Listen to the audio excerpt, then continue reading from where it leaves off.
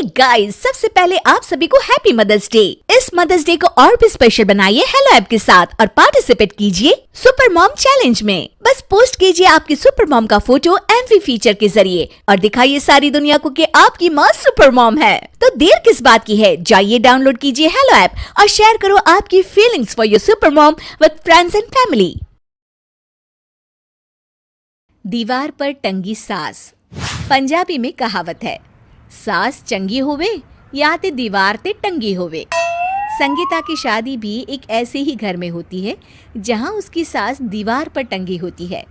ससुर और पति शादी के पहले दिन उसे सास के फोटो के सामने ले जाते हैं, जहां ससुर जी कहते हैं, बेटा संगीता, ये तुम्हारी सास थी, बहुत नेक और भली, लेकिन थोड़ी गुस्सैल थी। गुस्सा आने पर सब तहस नहस कर देती थी, पर अब ये इस दुनिया में नहीं है। हाँ संगीता, माँ होती तो तुम इनकी कोई बात टाल नहीं सकती थी, वरना तो माँ घर में भूचाल ले आती।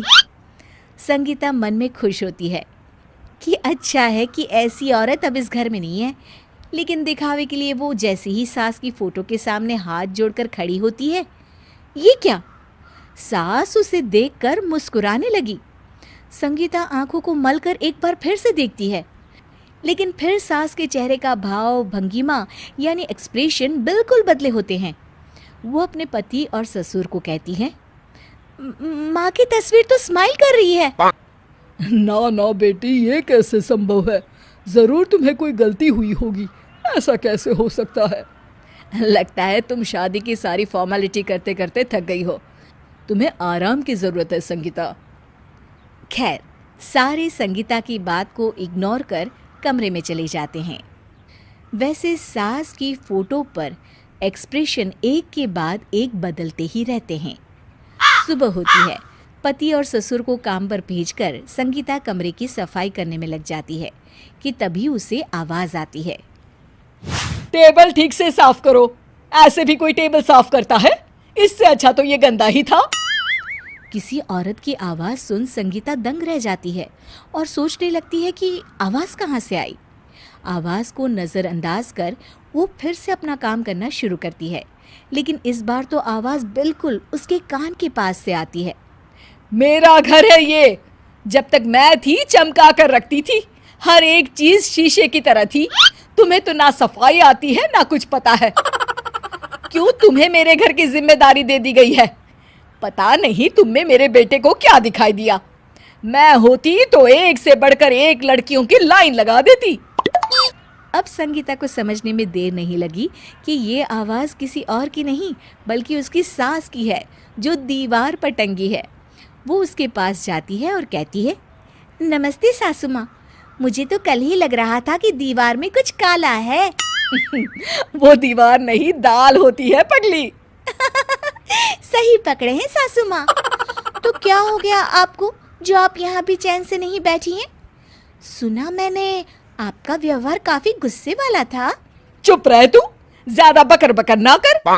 घर का काम करना तो आता नहीं, आई है मुझसे बहस करने। हाँ देखिए सासू माँ, मैं आपसे साफ साफ कह देती हूँ, मुझसे पंगा लेने की कोशिश मत करिएगा।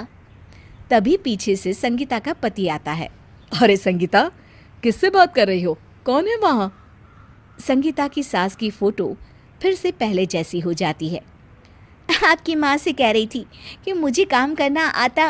अरे संगीता, माना सास के ताने हर बहू को अच्छे लगते हैं, लेकिन यहाँ तो माँ है ही नहीं, तुम तो फोटो से ही।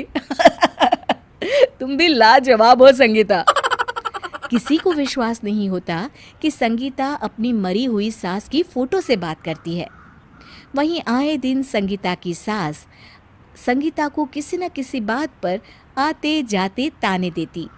संगीता को भी अब सास के तानों और उनसे बात करने की आदत हो गई।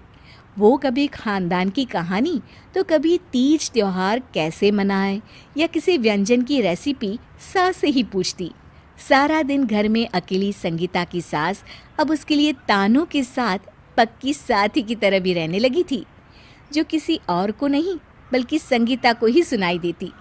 तो देखा आपने, सास बहू का रिश्ता हर रिश्ते से ऊपर होता है, फिर चाहे वो खट्टा हो या मीठा।